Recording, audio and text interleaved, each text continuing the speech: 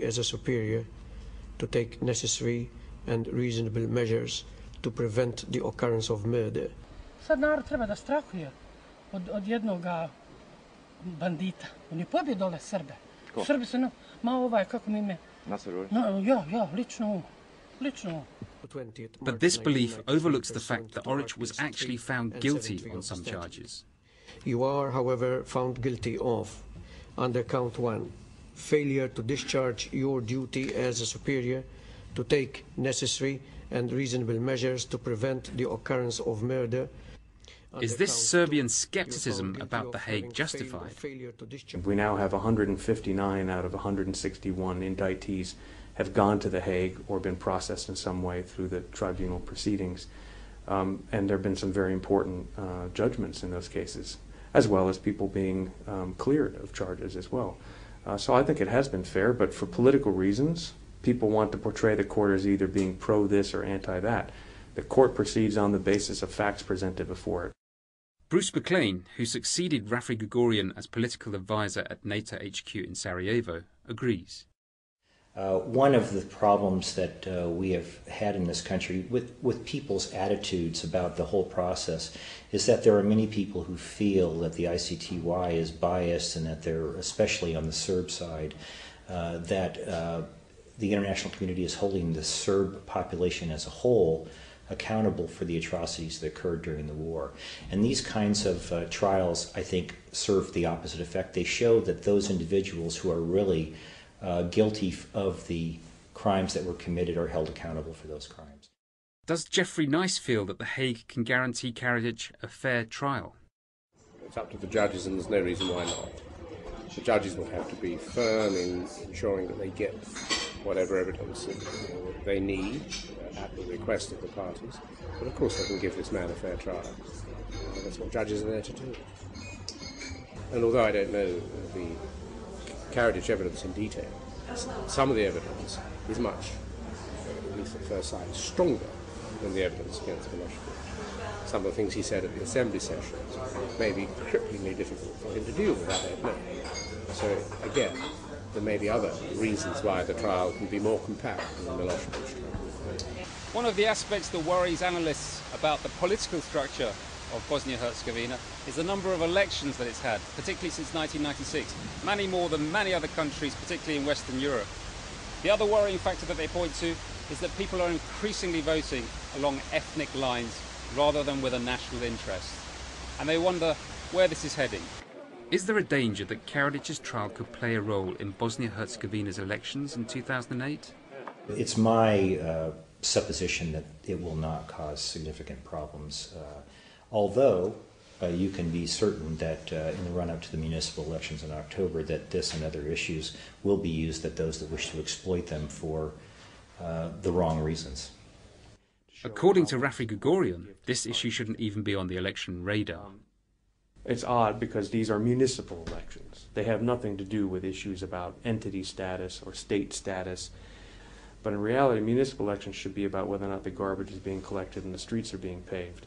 So you can see consistently in this country, unfortunately, all over the place, that politicians will divert people's attentions from the real problems of governance and deal with issues like the Karadzic family and who's the bigger supporter of them for municipal elections, which is ridiculous. The capture of Radovan Karadzic has implications across the Balkans region. What are the implications in particular for Serbia, the country which arrested him? I think it's a very positive sign for Serbia. As I think we had discussed before, what was going on in Serbia was a struggle for its democratic soul, and the pro-democracy forces have won. The arrest of Radovan Karadzic, and I would hope Ratko Mladic, are requirements of domestic law in Serbia, not to mention international legal obligations under the United Nations. What I think, and what is maybe possibility, is that this was a good political moment, not only for Serbia, but probably the best one for Serbia, but probably even for the whole international community, European Union and America, because they are the countries that are involved the most in everything that's going on in the Balkans. The forthcoming trial also gives the Hague Tribunal the opportunity to show that it remains the best and most objective format for trying war criminals. But will Karadzic's trial be more successful than Milosevic's? There's no reason for it to be a particularly long trial, because Milosevic's case was 3 wars, a 10-year period, and it would have been concluded in 2 years, but for his ill health. For Rafi Gregorian, the key focus must be Karadzic's crimes. Enough people have filled column inches of discussion about supposed deals and completely ignored the crimes that the man is accused of doing and for which he was already found guilty in United States courts of having run rape camps. Is the trial of Karadzic enough for the region to move on? No, we have to see Mladic in The Hague. Without him, it's not the end. It's just not the end. Because I mean, it's horrible to live in the world when you are aware that somebody like Ratko Mladic is walking freely around you. It's not only horrible if you're Bosnian, it's horrible if you're a human being. I don't think it's over until we get Mladic. I mean, Karadzic was the political leader. He's the one that set the policies. Mladic executed the military aspects of this. The two figures are quite distinctly different personalities. One looks like a sort of pathological killer. The other one looks like a, the pseudo-intellectual. He is very soft-spoken demeanor, but as I mentioned before, a pathological liar. But Mladic, through his own public statements, made clear he knew exactly what he was doing. Exactly what he was doing.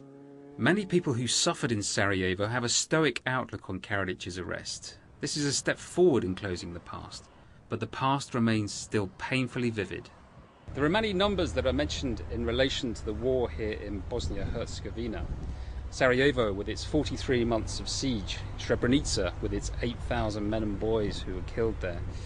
But the numbers that you'll find here in this Sarajevo graveyard are largely 92, 93, 94 and 95.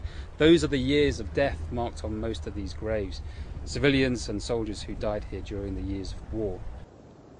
These graveyards are not tucked away in quiet places. Many of them are in the heart of the city because many of them used to be Sarajevo city parks. So while Karadzic's arrest can bring some closure, it is far from the final chapter in this story. Ja sam duševno ispoljen kad sam čuo za hapšenje to. A što se tiče svakodnevnice, morate opet raditi, morate sve, neće samo ništa doći. A politički ja mislim da će biti puno bolje. For us, the war is not still history. We are still living we are still living in a kind of, not war, but post-war country. And I'm not sure, even though like day when Karadzic was arrested, I felt like that's the end of the war. But it's not, unfortunately. We still live with that. And we will probably have to live with that for many more years in front of us.